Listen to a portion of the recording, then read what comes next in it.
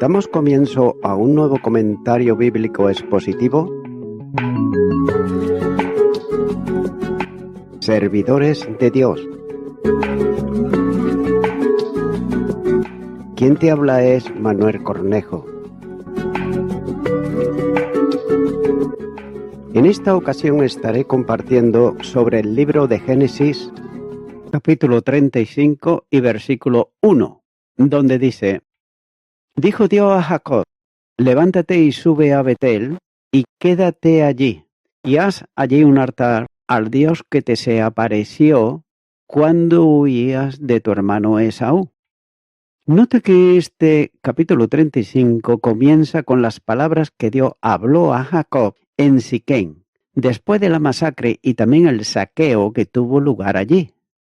El trasfondo del mandato se encuentra en Génesis capítulo 28, los versículos 20 al 22 y capítulo 31, versículo 13, donde Jacob hizo ciertos votos y donde Dios se identificó como el Dios de Betel.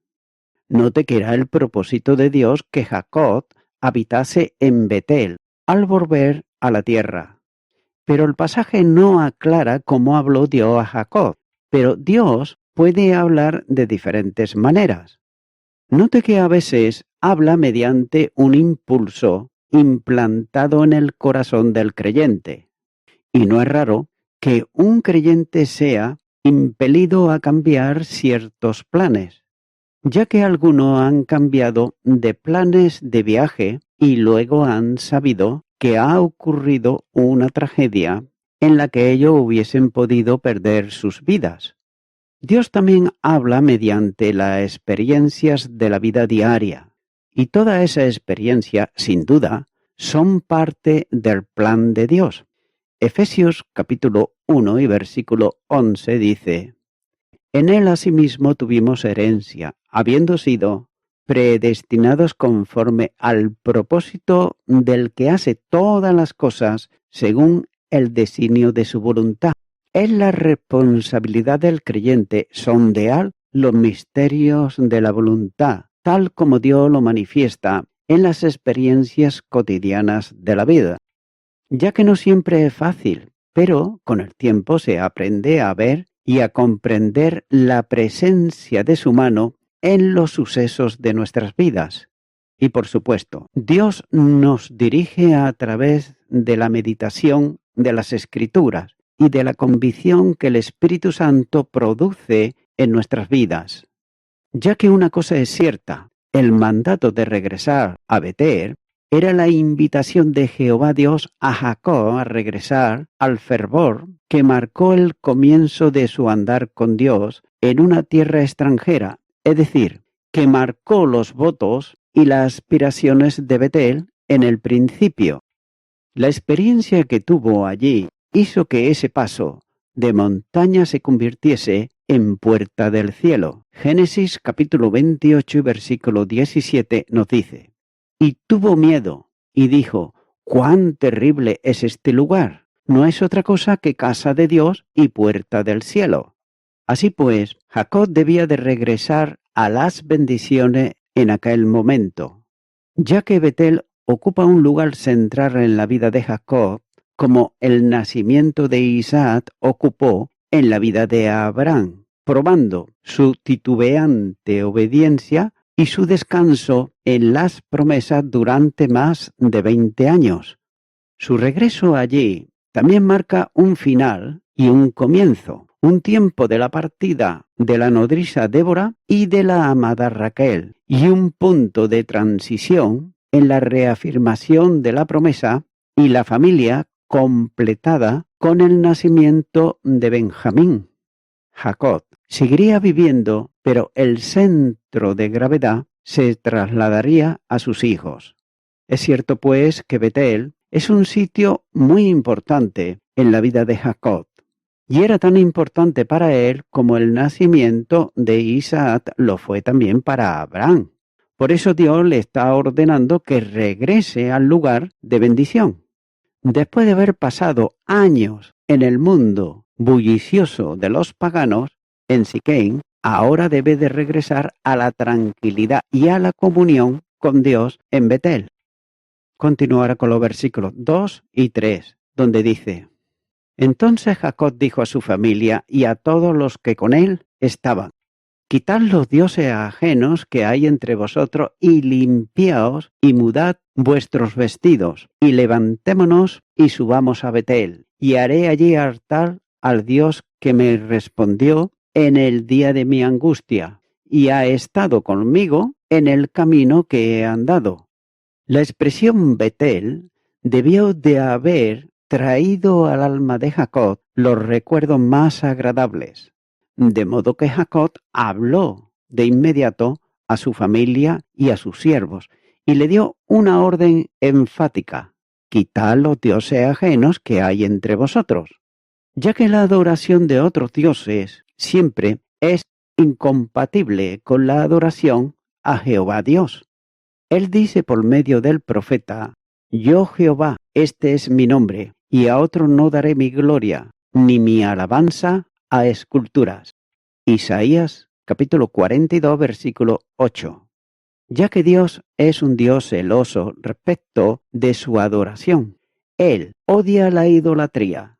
Y esto lo confirma el primer mandamiento de la ley, en Deuteronomios capítulo 6, versículo 14, donde dice: No andaréis en pos de dioses ajenos, de los dioses de los pueblos que están en vuestros contornos. Evidentemente Jacob quería hacer una limpieza antes de ir a Betel y restaurar allí la comunión con Dios. Siquem estaba a 48 kilómetros de Betel, y aunque hacía unos 10 años que Jacob había regresado a la tierra, hasta donde se sabe no había visitado Betel. Había pasado 30 años desde que prometió regresar a Betel y pagar allí sus votos a Dios, y aunque había edificado un altar en Siquem, al parecer aquel altar era solo cuestión de formalismo. Nótese que el ritualismo nunca puede ocupar el lugar de la confianza personal en Dios, ya que en numerosos pasajes del Antiguo Testamento Dios habla del pecado de Israel y dice que ha traspasado los atrios del templo. Han llevado ofrendas para cubrir el expediente de las ceremonias, sin por otro lado confiar en Dios de corazón. Jehová Dios busca no solamente la observación de las ceremonias requeridas, sino que también las que salen del corazón y son ofrecidas por la fe. La fe en el único Dios vivo y verdadero es la única base de adoración que agrada al Señor. Por eso nos dice en el Nuevo Testamento: pero sin fe es imposible agradar a Dios, porque es necesario que el que se acerca a Dios crea que la hay y que es galardonador de los que la buscan. Hebreos capítulo 11 y versículo 6. Así pues, Jacob respondió al mandamiento de Dios, ordenando a su familia que quiten los ídolos que habían retenido y les manda santificar sus vidas. Evidentemente, la familia de Jacob había sido afectada por la decadencia espiritual de la vida del patriarca. Incluso, después de la sublime comunión del pasado, la familia de Jacob había retenido ídolos paganos en su hogar, y el acercamiento a Betel demandaba, por tanto, la renuncia total de esos ídolos. Continuará con el versículo 4, donde dice: Así dieron a Jacob todos los dioses ajenos que había en poder de ellos, y los arcillos que estaban en sus orejas, y Jacob los escondió debajo de una encina que estaba junto a Siquem. La familia de Jacob obedeció el requerimiento del patriarca. Todos los familiares y también siervos entregaron los ídolos paganos y los arcillos que llevaban en sus orejas. Debe de recordarse que Raquel se había llevado los ídolos de Labán y los había escondido en la abarda de un camello, como señala el capítulo 31 y los versículos 30 al 35. La gente respondió positivamente, y Jacob tomó los ídolos y los arcillos y los enterró debajo de una encina que estaba cerca de Siquén. Y esto trae a la memoria las palabras del Señor Jesucristo, cuando dijo: «Y si tu mano derecha te es ocasión de caer, córtala y échala de ti, pues mejor te es que pierdas uno de tus miembros y no que todo tu cuerpo sea echado al infierno». Mateo capítulo 5 y versículo 30. También trae a la memoria la respuesta de aquellos que oyeron a Pablo predicar en Éfeso y se convirtieron, ya que vinieron y confesaron su participación en práctica ocultista y de magia. Y es por eso que Lucas escribió cuando dice: «Asimismo muchos de los que habían practicado la magia trajeron los libros y los quemaron delante de todos, y hechas las cuentas de su precio, hallaron que era 50.000 piezas de plata». Hechos de los Apóstoles, capítulo 19 y versículo 19. El hecho de que tanto la familia de Jacob como sus siervos dieron todos los amuletos a Jacob sugiere que el patriarca había recuperado su liderazgo espiritual. La Reina Valera 60 dice que Jacob escondió todos aquellos objetos de idolatría debajo de una encina que estaba junto a Siquén. Por otro lado, el verbo escondió en realidad significa y enterró. Acerca del acto de enterrar los ídolos, el profesor Bruce comenta sobre el hecho y dice que el poco usado término hebreo tamán, en lugar del más conocido como cavar, como señala Génesis capítulo 35, versículo 8 y versículo 29, puede significar que los ídolos fueron enterrados ignominiosamente, es decir, desechados como basura. Fin del comentario. También seguramente la frase los ídolos incluía los terafines que Raquel había robado a su padre, y además las imágenes orientales que los siervos de Jacob llevaban consigo. Los arcillos fueron incluidos porque también eran objeto de culto. Debe de recordarse que posteriormente en el desierto los hijos de Israel convirtieron los arcillos en el becerro de oro. Éxodo capítulo 32 versículos 1 al 35.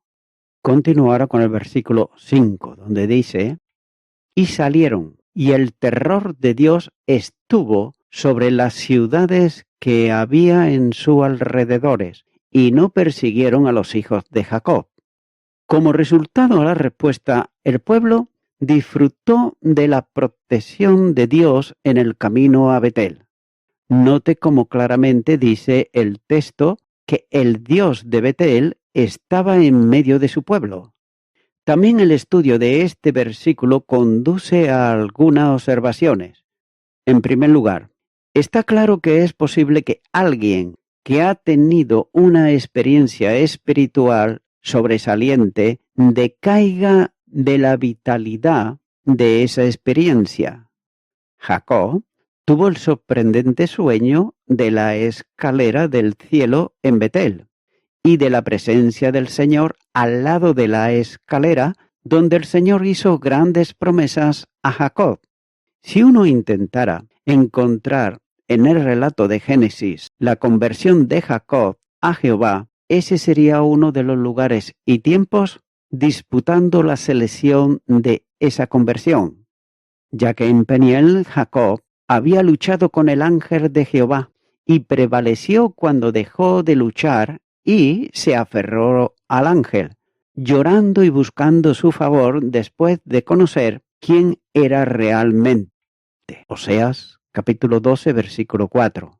Pero aún así, a pesar de la sublime experiencia de Betel y Peniel, tuvo lugar una decadencia en la vida del patriarca y también en la de su familia.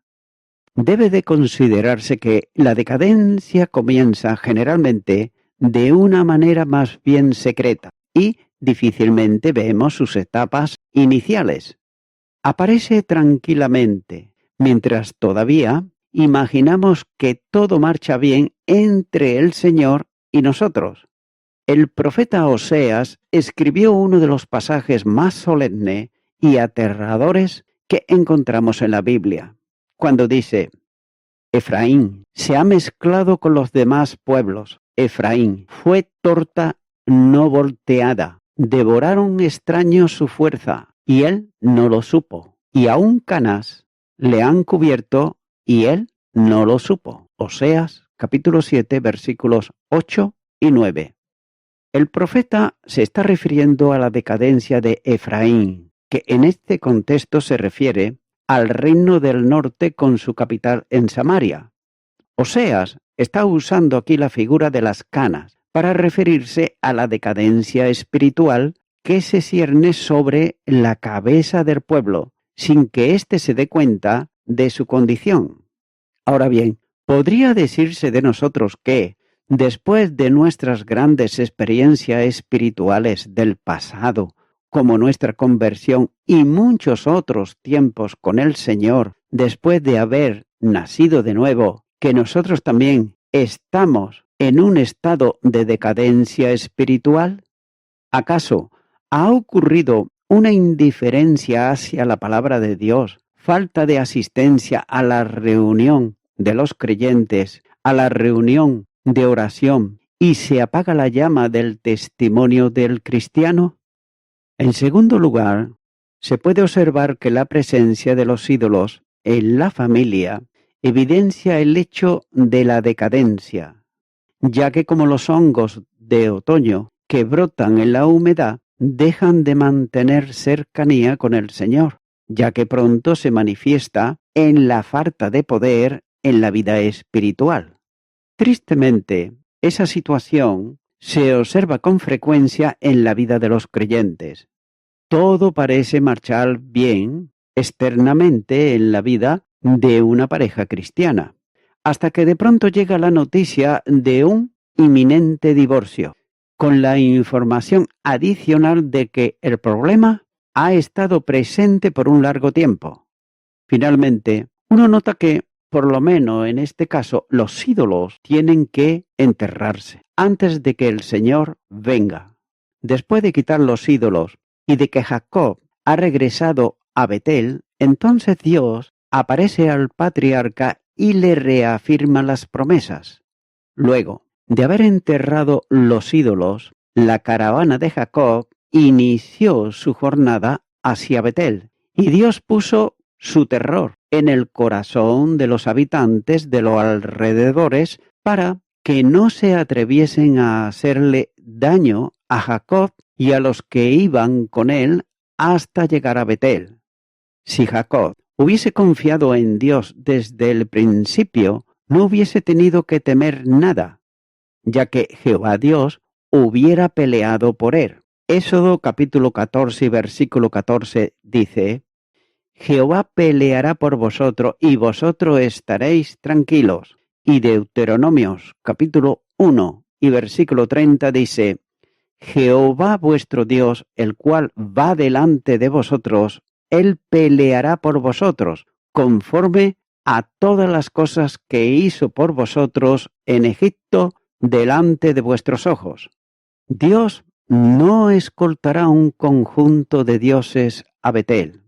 Las palabras del Señor a la iglesia en Éfeso, una iglesia que había dejado su primer amor, son muy significativas, cuando dice: Recuerda por tanto de dónde has caído y arrepiéntete, y haz las primeras obras, pues si no vendré pronto a ti y quitaré tu candelero de su lugar, si no te hubieres arrepentido. Apocalipsis capítulo 2 y versículo 5. Y voy concluyendo con esto. Los zarcillos eran asociados con la adoración en aquel día, ya que los zarcillos le identificaban como idólatras y por eso se los quitan. Dice que Jacob lo escondió debajo de una encina. Jacob los quitó y no los guardó, ya que dice que lo enterró, es decir, lo escondió, y por tanto deben de ser quitados por completo porque debe de haber una nueva vida para su familia.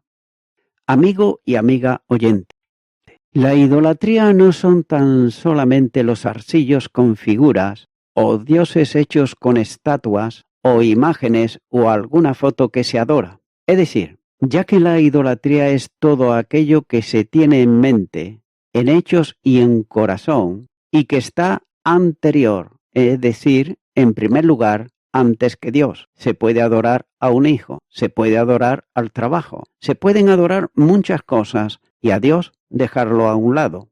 Eso es idolatría, porque Dios es nuestro creador y también nuestro sustentador. Recuerda que todo cuanto tienes es porque Dios es bueno y hace que salga el sol cada día, tanto para injustos como para justos. De manera que, amigo y amiga oyente, si tú estás dispuesto o dispuesta a dejar lo que hasta ahora has hecho y que tú sabes que a Dios no le agrada en ninguna manera que esté adorando cualquier persona, bien sea viva, bien sea muerta, no está bien. Adora a aquel que resucitó de entre los muertos y que dio su vida por ti en la cruz del Calvario, ya que puede traer salvación y vida eterna si tú crees en su obra salvífica. Ora conmigo esta oración que voy a hacer para recibir a Jesucristo en tu corazón si nunca antes la has hecho. Señor Jesús, confieso que soy una persona que hasta ahora he sido idolatrando a personas, a cosas, a funciones y tantas cosas. Pero ahora quiero que tú seas el primero en mi corazón. Por ello te pido perdón por todos mis pecados y me arrepiento de ellos, recibiéndote a ti, Señor Jesucristo, como mi Salvador. En tu nombre, amén.